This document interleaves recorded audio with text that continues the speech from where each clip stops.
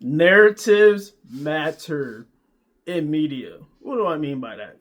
I mean that whoever is writing the article, whoever is delivering the message, it matters. Why does it matter? Well, in a league in the NFL where 70% of the players are black, that isn't properly represented in coaching or in media. And that matters. Okay? Because the messaging matters. Everything matters. Okay? You have a league that's 70% black. I'm not saying that 70% of writers and broadcast media needs to be black, but there isn't proper representation. More than likely, if you are a black voice on television, you usually had to play the game.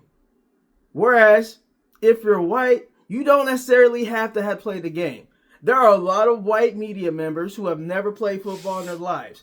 Or if they did, they played 7th, 8th grade football. Okay, there's a lot of guys masquerading like they know about football and they don't know anything about football. So that matters. It matters when you have a league that's 70% black and it's not properly represented that way and there's coaching. And it matters, especially with the quarterback position, because historically the NFL has had a real touchy issue with black quarterbacks, and it still has issues with black quarterbacks. Because you see it. Even though the NFL is about half black as it pertains to starting quarterbacks, people who cover the NFL, the beat writers, how many beat writers are black? Not very many. Okay, they're usually white. Okay? So it's a white lens that stuff is coming from. And when it comes from a white lens talking about black athletes, there's always a white bias attached to that.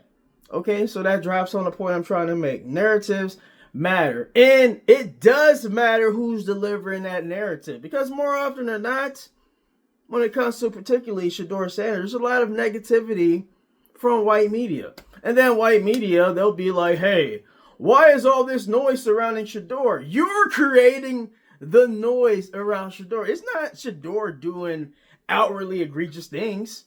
We're in 2025. I've literally seen Browns reporters be like, well, yes, he has the entourage around him. That's a lot of noise.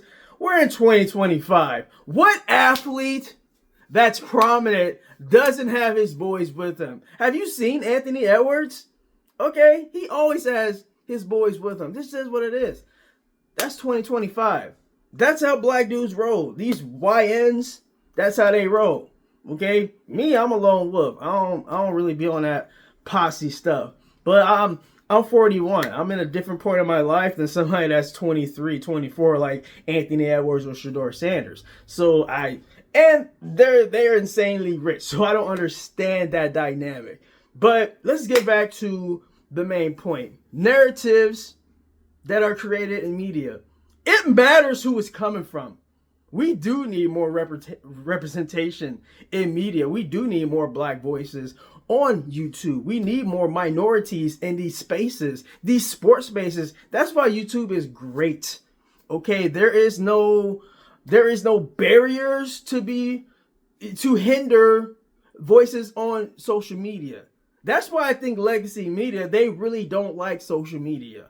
Because with legacy media, there was, there were guardrails in place where if you were too opinionated or you're too raw or you're too black, an organization like old media, like a newspaper, they could be like, well, you meet all the qualifications, but yeah, we're going to go with somebody else that's a little more palatable for us. There isn't no more barriers anymore. Somebody can put a camera in front of them, put a flag behind them, like I'm doing, and then people, they can decide if they want to rock with me, KSK Sports, or not. This is the greatest time in media. And you might be thinking, what gives me credential to say these things about sports? Well, I'm just a guy with an opinion. All right, we are in a stage where random guy like me can gain prominence on a platform if enough people rock with you. This is what it is. That's the way it should have always been. Okay? In media is too much. It's just too many hoops to jump through. You got to be straight lace. You got to be a certain type of minority. You have to be all the way buttoned up. Hey, buddy, I'm not all the way buttoned up. I got issues, and that's fine. I'm a raw dude. Anybody that knows me, I'm intense. Okay? It just is what it is. I'm not going to let anybody, get one over on me. I'm petty ASF. I'm just a petty dude. I hold a grudge. I'm emotional. That's fine. Okay? There's nothing wrong with any of those things. But when you need to be placed in a box in media, some people, they're going to fall in line and some people aren't. And it seems more often than not, there are not a lot of black voices that want to fall into place. Because we already know the system is effed up. Why would I want to fall in place in a system that's kind of corrupt, kind of against people that look like me? Why would I even want to go down that path? When there's a different path, a path that's a little more rocky, a path on social media where it's like, hey, I got something to say and I'm going to say it. But getting back to narratives driving home perceptions of certain quarterbacks and then not of other quarterbacks. I saw it just in crystal 4K, 8K. Just last week, we saw Jackson Dart throw for 33 yards. How many videos were on YouTube? I was looking through the algorithm. There really wasn't a lot of fire. There really wasn't a lot of videos pertaining to Jackson Dart having a 33-yard game. I put a video up there, but I am just a page with 161 subs. I am not a prominent voice yet on YouTube. I can only do so much. All right, I'm in the infancy phases of KSK Sports on YouTube. It's just funny. If Shedeur would have had 33 yards, you know what the discourse would have been in media? You know what the narratives would have been? The narratives would have been like, how is this guy still able to be the starting quarterback in Cleveland? He definitely can't be the starter in the NFL. How many times have we heard that so far since Shedeur's been the starting quarterback with my Cleveland Browns? How many times have you heard somebody in legacy media, somebody in Cleveland sports media, or somebody just in general, or somebody online saying these words? They say, yeah, Shedeur just ain't it, man. We definitely know for sure after 6 starts that he's not it. I mean, look at the EPA. I mean, the EPA says this. The EPA also said that Eli Manning wasn't a great quarterback. He's going to go to the Hall of Fame. So what does that say about EPA? What does it say about QBR? Those are metrics. Those aren't the tell-all, be-all when you're talking about quarterbacks. I'm just saying. It's not. I can give you a lot more stats that favor Shedeur. Okay? He got 2 wins. Shedeur, 7 touchdowns, 10 interceptions. All right. We've seen quarterbacks. We've seen Peyton Manning throw 28 interceptions in a season. Nobody was like, oh, this guy, definitely not it. It just seems like that goes back to the perception of media. How media likes you or doesn't like you. The halo effect that is bestowed upon certain quarterbacks in media. Why does it feel like everybody makes excuses for Justin Herbert, but everybody piles on Jalen Hurts? How is that? Jalen Hurts is a Super Bowl winning quarterback, Super Bowl MVP. He was second in MVP voting, but people still question him. Nobody questions Justin Herbert. All the numbers, let's go back to the stats. All the numbers look great. One quarterback on merit has won in the playoffs. Other quarterback has all these amazing stats, probably a great EPA. What does he do in the postseason? That falls on his face every time. He hasn't won one singular playoff game. But everybody's like, oh, Justin Herbert, he's the greatest thing since sliced bread. And then people, I wonder if Jalen Hurts should even be the quarterback for the Philadelphia Eagles. What? I don't care what the yards say. Y'all be so hung up on stats, man. I mean, so the average fan is so caught up in stats. Does this guy win? Does Jalen Hurts win? Yes, this guy just won Super Bowl MVP. I'm just saying, watch Philadelphia go on another run back to back. back to back. Then what y'all gonna say about Jalen Hurts when he goes back to back? Solidified. Perfect example of how media, and if the media is mainly white, mainly journalists, mainly media figures, people that really didn't play the game, as opposed to if you're black in media space, like 90% of the time you're a former player. So it just creates this weird dynamic where you have these guys who are mainly white. You have these radio personalities, mainly white. Maybe they played football back in the day. Maybe they played 7th, 8th grade football. Maybe they played in high school football. So you have that. Then you have guys that actually play the game. That actually, played in the NFL. I'm just saying, man. So whose perspective should I take? Should I take the perspective of the black guy that actually played in the NFL? Or somebody that went to Columbia and they got a journalism degree? Or they went to Syracuse and they have a journalism degree? Should I take the word of Nick Wright more so than I should take the word of a Nate Burleson? I'm sorry. I mean, Nick Wright, he can say whatever he wants to. He can formulate it excellently on First Things First. But at the end of the day, when Greg Jennings goes on that show, or Eric Mangini goes on that show, I'm going to listen to what they have to say more so than what the media figure has to say. It just is what it is. All right. That's why I always defer to what former NFL players say. I always draw back. I always draw from, I said Nathan Zagura said, he played football.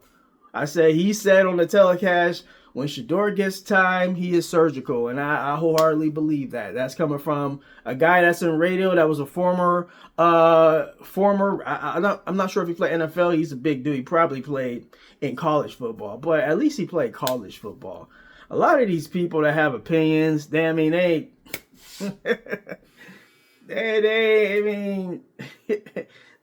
that's where the narratives come home. The narrative in media. I'm not talking about me. Social media is different than legacy media, because legacy media still there are a lot of people that watch YouTube, but more people, they watch television, they watch linear television, and they listen to radio.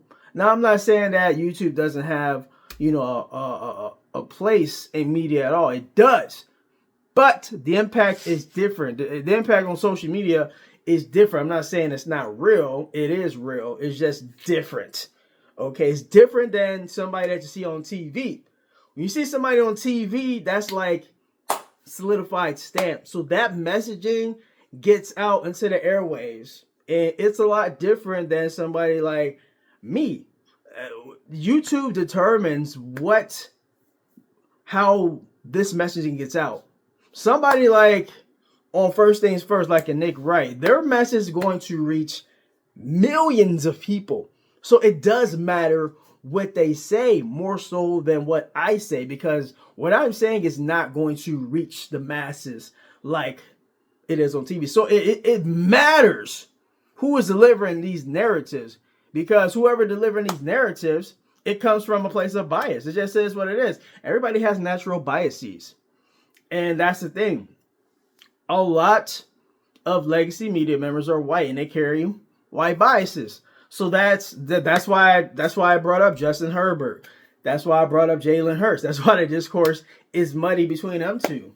You have one quarterback who doesn't put up gaudy numbers, but is a winner, a literal Super Bowl winning MVP quarterback. And the discourse surrounding Jalen Hurts is, well, I don't know if he's going to be able to, lead the people have been talking about the Philadelphia Eagles offense the entire season. And they're 11-5. The same exact record that the Chargers are.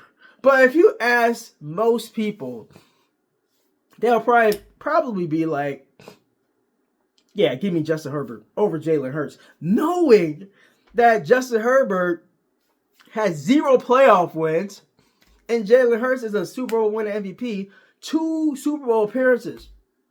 So that just tells you right there the impact that legacy media can have.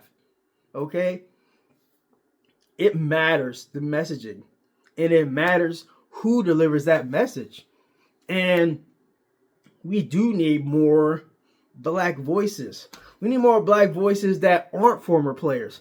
Because the former players, they also have a slant. They have a different perspective than somebody like me who didn't play in the NFL. All right? But that doesn't mean my perspective is any less base or it's not, important at all. It is important. I mean, it's not going to reach the masses like I'm saying, but that's the beauty of social media. Like, anybody has a voice.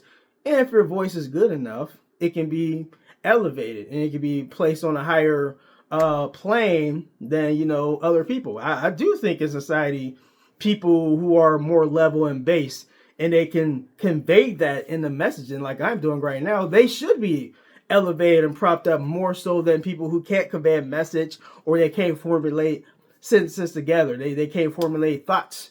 So, I mean, those are usually like lower IQ people. They can't,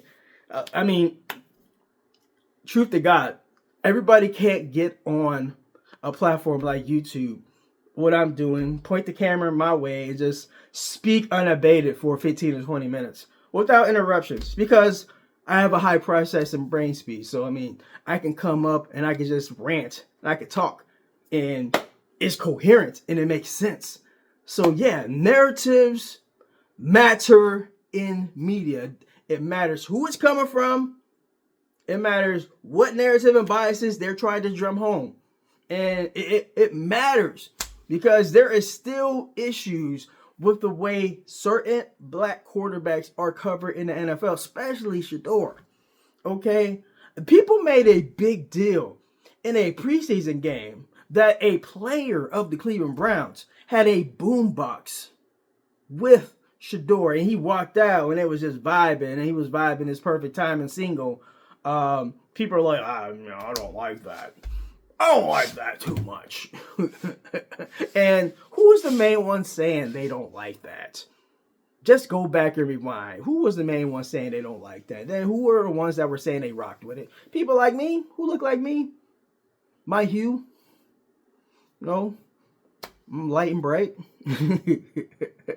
But I'm saying people darker than me also. I'm just saying, man. It's just people that's lighter than me, they were like, I don't quite like that. I don't like my quarterback being all flashy. You don't like your quarterback being flashy, but you have no issues with Brock Purdy doing the Dougie or trying to do the Dougie or whatever the heck he was doing. I don't know what he was doing. All right, we need one white guy at a time that can dance. Jackson Dart, that's the swagged out white guy in the NFL. Sorry, Brock Purdy, you're not it. All right, you're a fantastic quarterback, but leave the dancing, leave the swagginess, leave the YN-ish, leave the wiggerisms to Jackson Dart. All right, he got the juice. Brock Purdy, you don't have the juice. I'm sorry.